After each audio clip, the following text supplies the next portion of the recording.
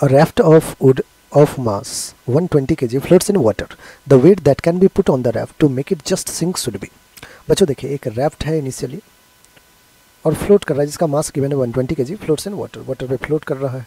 कहना कि the weight that can be put on the raft to make it just sink. Just sink मतलब बच्चों जब आप इस पर कुछ वेट पुट कर दोगे, कोई body of mass m put कर दोगे, तो इसमें ऊपर लग रहा होगा बायन फोर्स और नीचे क्या लग रहा होगा मास ऑफ रैफ्ट प्लस जो आपने मास लेट से कैपिटल M ले लेता हूँ इनटू g।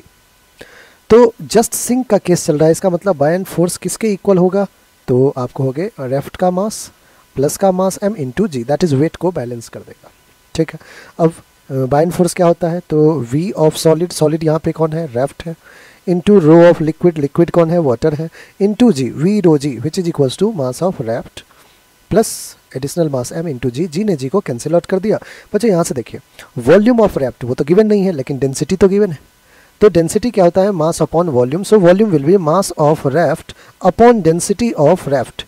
ठीक है, इनटू रो ऑफ वाटर 1000 ले लेंगे which is equal to mass of raft कितना है बच्चों 120 kg प्लस का एडिशनल मास m है।